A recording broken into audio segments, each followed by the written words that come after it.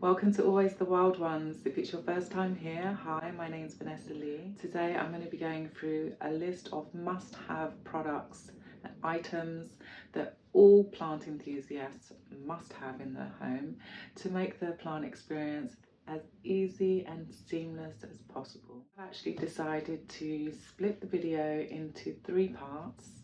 The first will be plant care, the second will be propagation, and the third will be how to make a moss pot. You're going to want to get yourself a cover pot for your brand new plant. I love using these terracotta pots. I know that this isn't how you're meant to use them. They do have a hole in the bottom, so I definitely do not water my plants in their pots. So that's the first thing on the list. The second thing that you're going to want to have in your home is some fertilizer. I have been using liquid gold leaf, fabulous stuff. I actually bought this towards the end of the summer last year, so I have been using it on certain plants that are showing growth during the winter, but the plants that aren't, I have just been giving them water. But I'm loving this. I love that it came with this kind of dipper thing. Let's see. Very organized down here. I just want to show you, I recently did a spring clean. If you didn't see that video, check it out. I literally dragged everything out of my cupboard and I've now got everything in little organized boxes and things so I can get to them really quickly. Yeah, so the dropper tool, which is in here, so it came with this dropper tool, and you're meant to put, I think, I don't know, what is it, 2 mils? I don't even know. It says 2.0 on there. So yeah, you basically shake this up, you squeeze it into the bottle, and you put 2.0 into 1 litre of water. If you're doing hydroponic, you would actually use 0.5, which is like literally just the tip, just there. And you'd mix that into 1 litre of water. So yeah, good stuff, we like that. Number 3 on the list is, sorry, I'm looking at my list here, is a watering can. Now, for the longest time, I was actually just using a plastic bottle. Now, there's so many reasons why you shouldn't do that. I mean, even drinking out of a plastic bottle yourself is actually quite bad because the plastic kind of breaks down into the water and it's very harmful. And you know, plants can be very finicky. We don't want to give them a reason to throw a hissy fit. And also just trying to get the water into that bottle with my tap, because my tap isn't that high. It's not one of those that kind of go up and down, whatever. Yeah, but I'm definitely finding it much easier having a watering can. I bought this one from IKEA. It was like, I don't know, £2 or something. It's very reasonable, very cheap. I actually had 2, but I gave 1 away. And just when you're mixing up your fertilizer, it is much easier because you can just run the tap, squeeze the stuff in, and you know, as the water's running, it kind of gets mixed up together. There is a line on the inside which tells you where the litre is. So yeah, very handy, and I have not looked back. It's made my life so much easier. It just makes everything much quicker. So yes, watering can, get one. And then the next thing on the list is number 4, is pest control.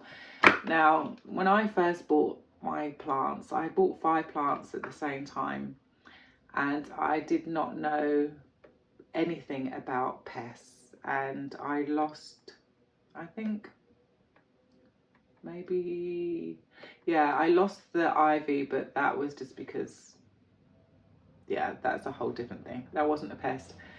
I lost my albifolia, my Calathea albifolia. She was massive. I'm going to put a photo up if I can find one. And she just grew to this huge, substantial size. And it was just, this plant was kind of the beginning of my love of plants. So had I have known about pests, if anyone had told me when I bought the plants that you might get pests and it's actually worth having, buy some of this as well. So I have quite a few different things that I use for different types of pests, but this is kind of like a really basic thing worth having. It's just a pesticide. This one's called Invigorator. There are loads on the market that are really, really good. And this one, it says that it controls a wide range of important pest species that includes whitefly, aphid, spider mite, mealybug and scowl. Oh, it doesn't say thrips on here, which is interesting because I've been using this for thrips. And I generally use this as a kind of preventative. So I will spray all of my plants, whether they're showing signs or not, once a month with this, especially in the summer. I try and kind of keep on top of things. But when it comes to things like mealybug and spider mite, I actually find that surgical spirits is the thing that I go towards first. And I mix that into like a little spray bottle like this. I put 1 part surgical spirits, I put 4 parts water, and I put a little bit of soap in there. And I mix this up and I spray that onto the plants. Now, with the spider mite, I will also kind of rub my fingers along each leaf and just do circular motions to kind of break up any kind of webbing. And also with mealybug, if I see like a really big fluffy one, I will just get a Q-tip, dip it in there, and I'll go straight in for the kill with just straight up surgical spirits. So that's a very handy one. What else have I got here? I've also got neem oil.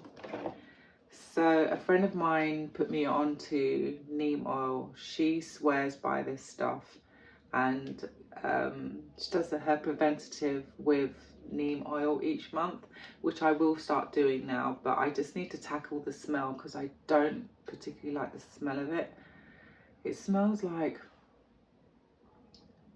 I don't know, like the fishmongers or something. I don't know. I'm not going to sniff the bottle to find out because I've got like I'm not great with smells. But yeah, so I've mixed this up. On the label it says 1 part to every 100.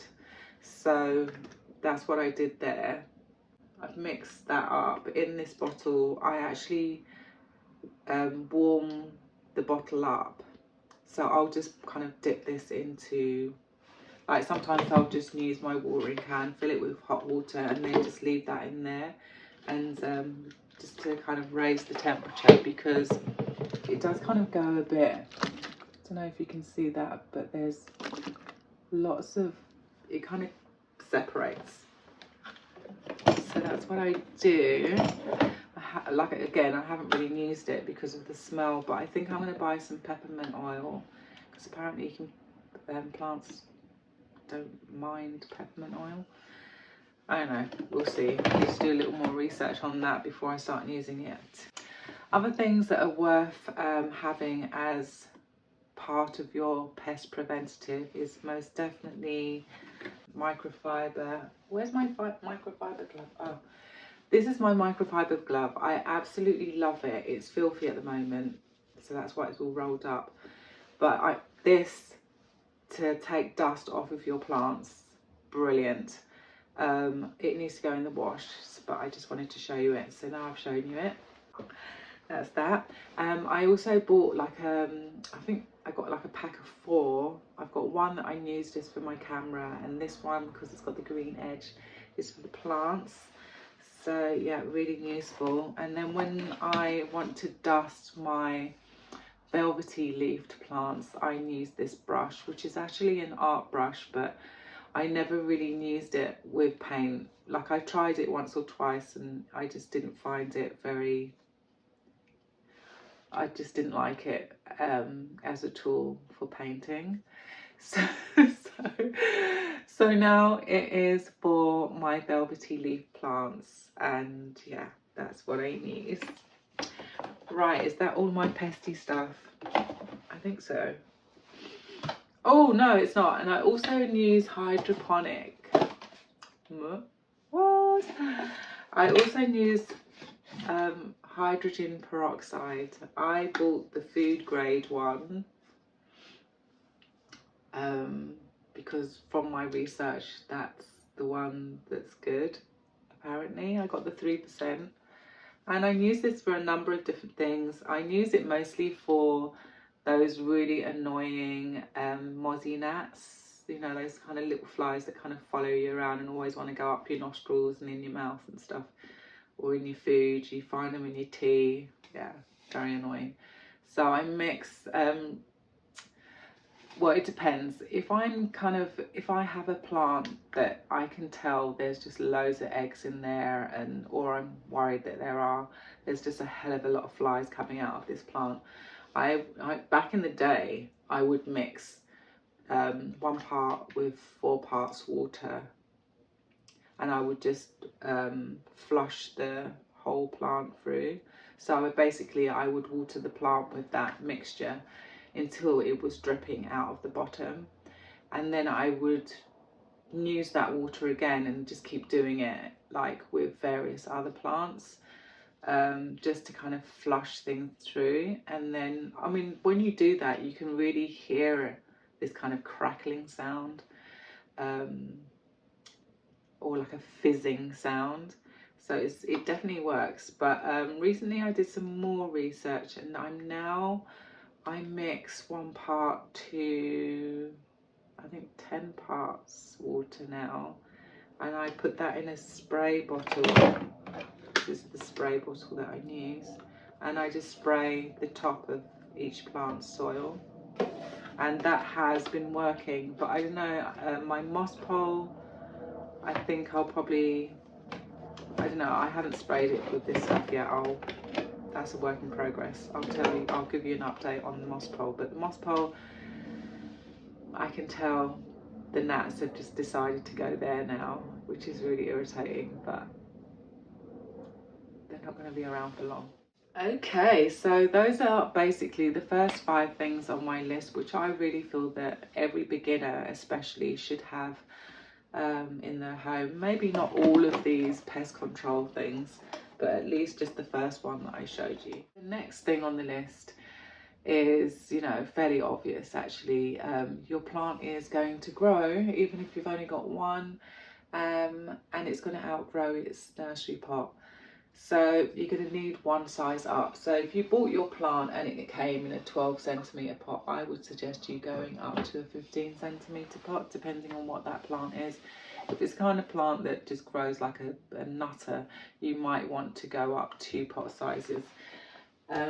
So recently did a whole tidy up, and I now have everything very organised here. I saved some pots. I threw out a whole bunch of pots recently because obviously, like, I buy a plant in, you know, this size pot, and then eventually it outgrows that pot, and then I buy another pot, and I had just a lot of pots.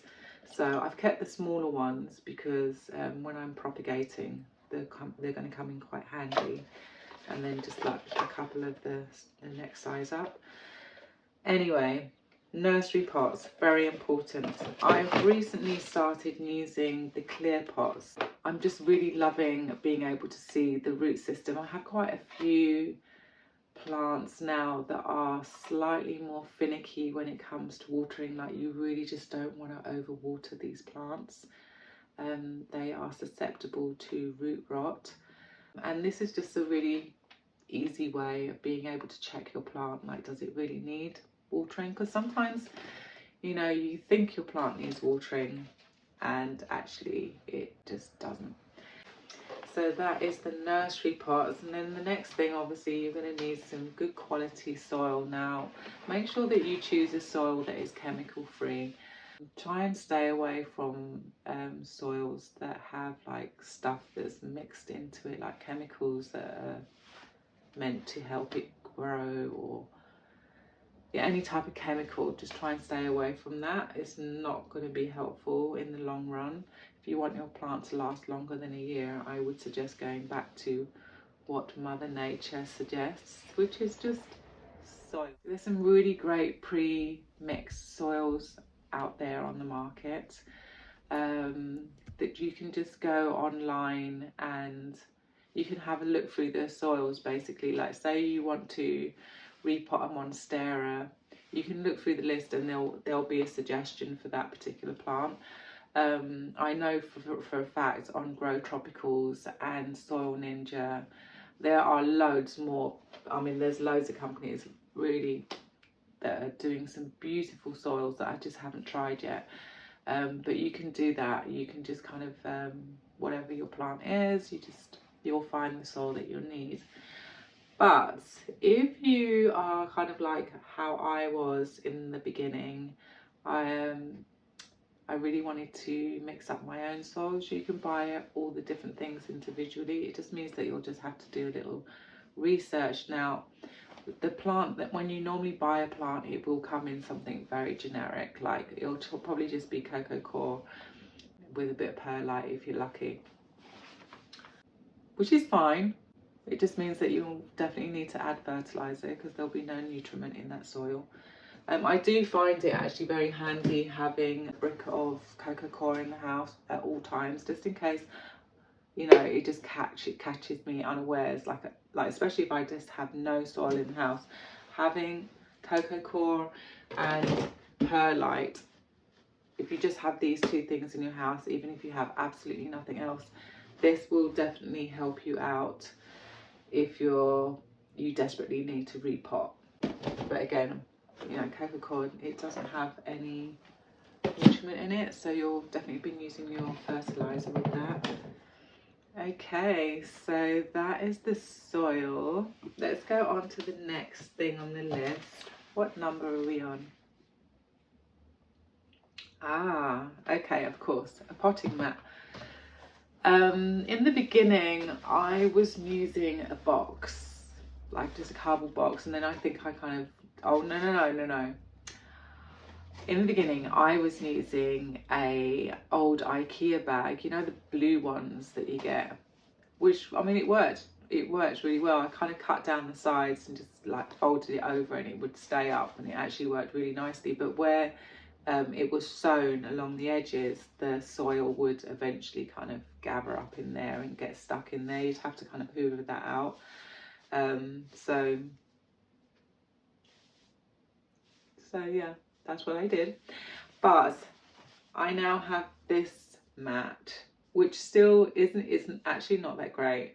It's a bit floppy, but it's easy for me to clean, and I do keep all the soil on the mat generally. I did buy another one which I sent back because it was just too small, and I'm just way too messy for a mat that's like this size. Like, yeah, it just didn't work for me. I'm just too messy. So yeah, get yourself a potting mat. Very handy, you know, keep your house nice and tidy. Next on the list are scoops. Now, in the beginning, it took me actually a really long time before buying a scoop, and now, I mean, I just don't know what I was thinking. I was basically just using my hands, and I was always complaining that my skin was so dry, and like I always had dirt under my nails, and you know, it was just awful. It was just not a good look. And then actually a subscriber suggested to me that I should get a scoop. And you know, my life has never been the same. Thank you so much to that subscriber. I mean, it's just such a simple, basic. I don't know why I was being so stingy with myself about getting a scoop. Firstly, I bought this from the pound shop, so I think it was £1 or £2, you know, because sometimes the pound shop's not always £1. And then I bought this one from Little Dobbies for about £1 something. I can't actually remember. I think it was £1.50. It's a bit less than that. Very handy. I really like this one because it actually cups some things in there as well, like especially when I'm using perlite or pon. Yeah, very handy. Get yourself a scoopy. Next thing on the list is twine.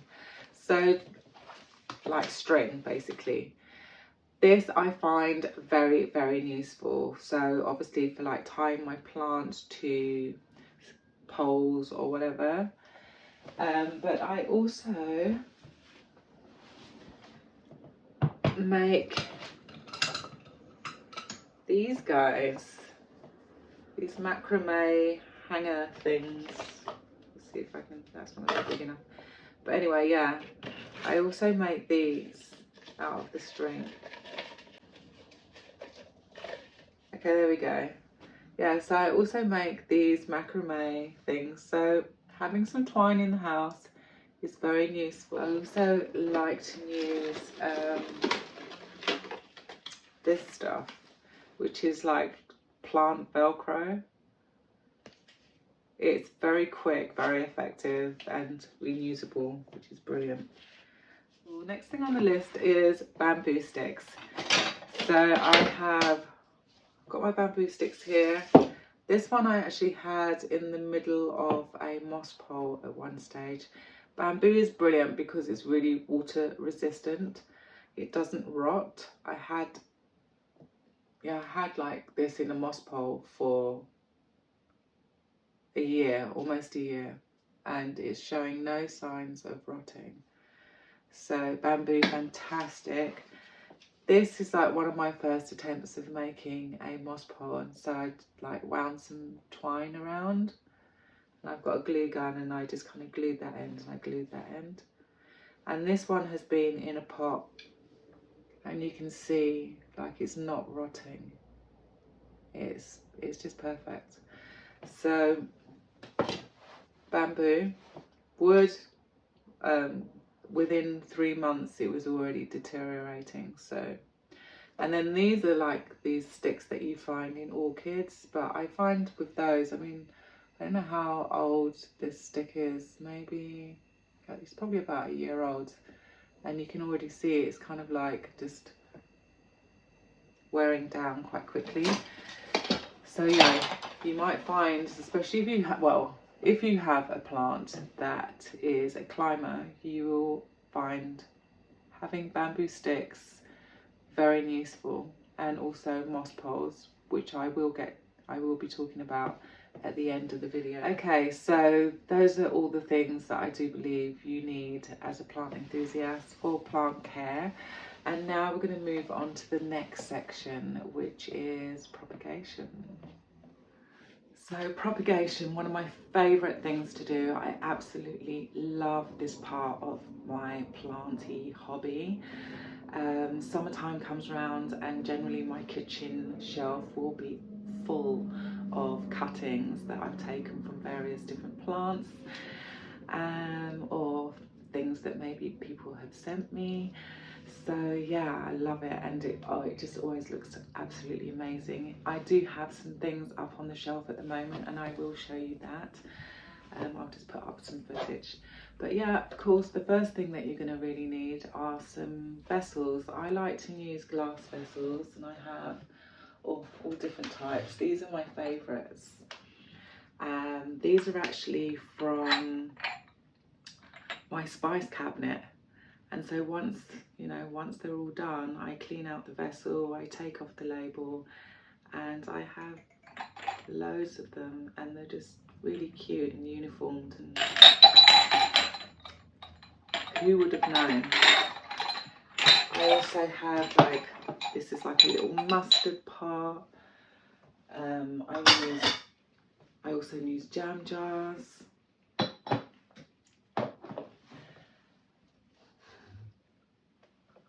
So yeah, I've got a lot of jam jars. I also have these little brown bottles which had surgical spirits in. I really like these. And I've actually got a smaller one. Where's that smaller one? She's adorable. Ah, here it is. Yeah, I've got like a little brown one. This actually, I've cleaned it out already, but this is from The Ordinary, and it has, I think it's called mandelic acid or mandelic acid. I'll put the name up. It's a really good product. Yeah, I love it. And I've got another one soon on its way because I'm at the end of that bottle too. And I also have like another bottle from The Ordinary. I've got quite a few of these. I can't remember what was in there. But I've got like a string of hearts in water. She actually needs topping up.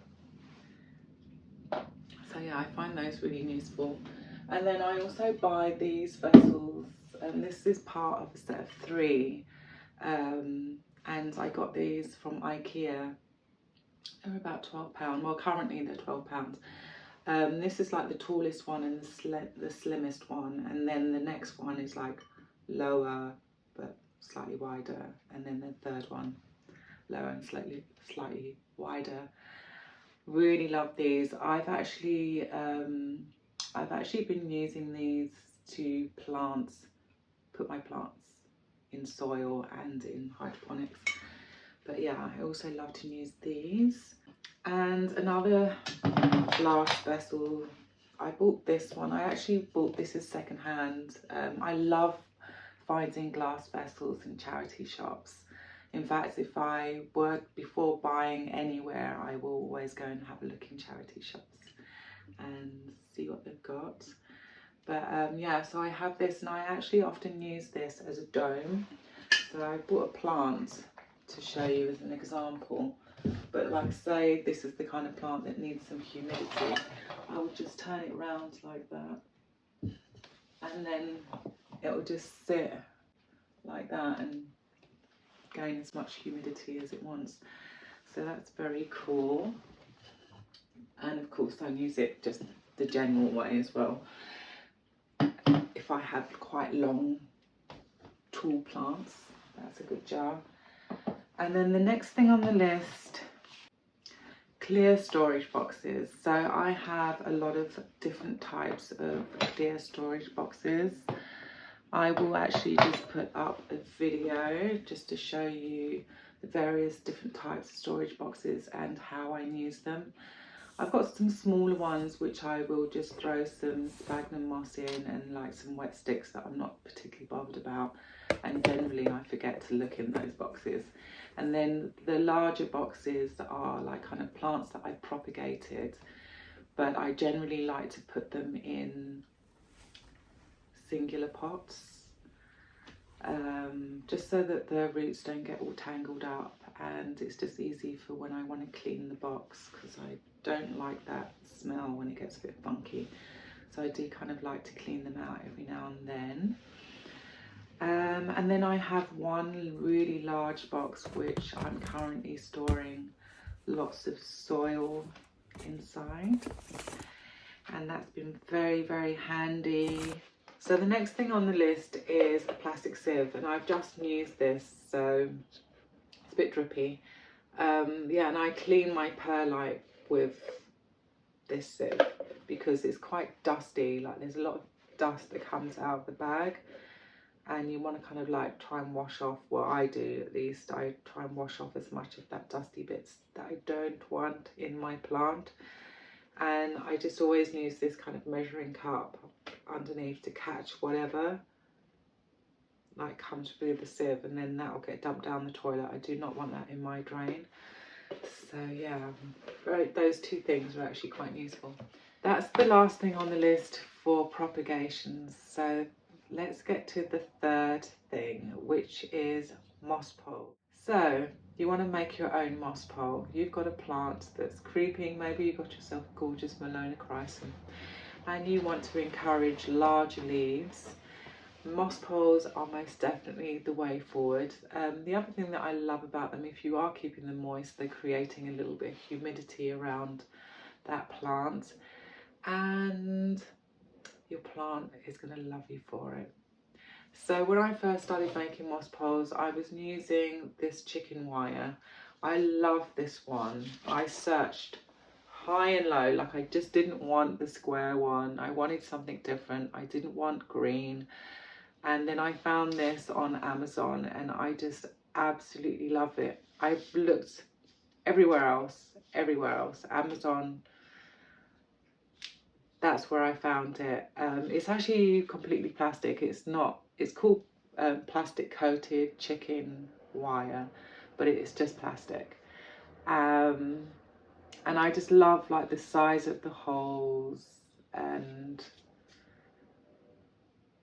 yeah, it's just really, really good. And I like, it came in 3 different colours as well, so you can get this in white, green, and I think brown. Yeah, I think you can get this in brown. So that was very cool. I'll put the name up if I remember to do that. I'll put the name up. Yeah, chicken wire. You'll also need some of these, which are called zip ties, and I just got a pack of 50. They're really, really handy, not only just for like, obviously once you've made your, you know, you put the moss down and everything, you're gonna like secure your moss pole with that, but also I like to use these for securing the moss pole to the pot, because yeah, I like to know that that moss pole is nice and secure. And then the obvious would be, of course, you need your sphagnum moss. Now recently I bought some sphagnum moss from B&Q. Got this massive bag from B&Q.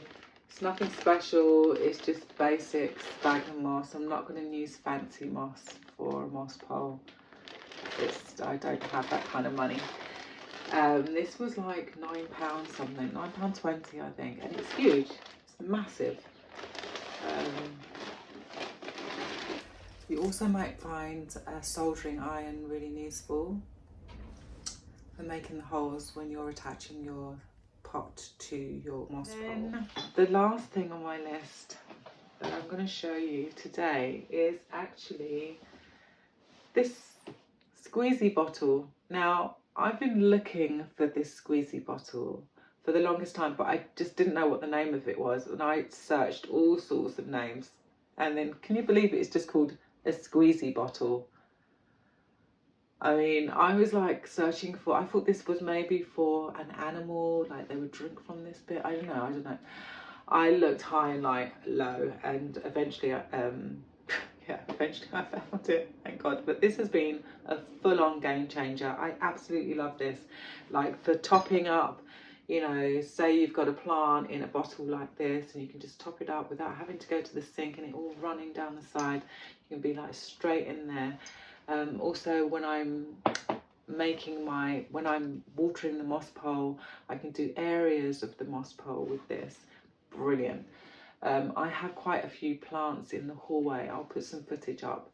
These plants are just growing in water, and again, I don't have to take them down. I mean, obviously now and then I do need to take them down to clean out the water, but if I'm just topping it up, I can just use this, and it was like £2 something. Brilliant. Before that, I was actually using this, which is a water pressure sprayer. Fantastic. You just pump this and then you just press the sprayer and it just sprays. So like, instead of having to keep, you know, you don't hurt your thumb with this, you can just spray it and mist anything you want. And there's all these different settings, pressure as well, and it holds like a lot of water, which is brilliant. In the summer I'll probably be using this again more often.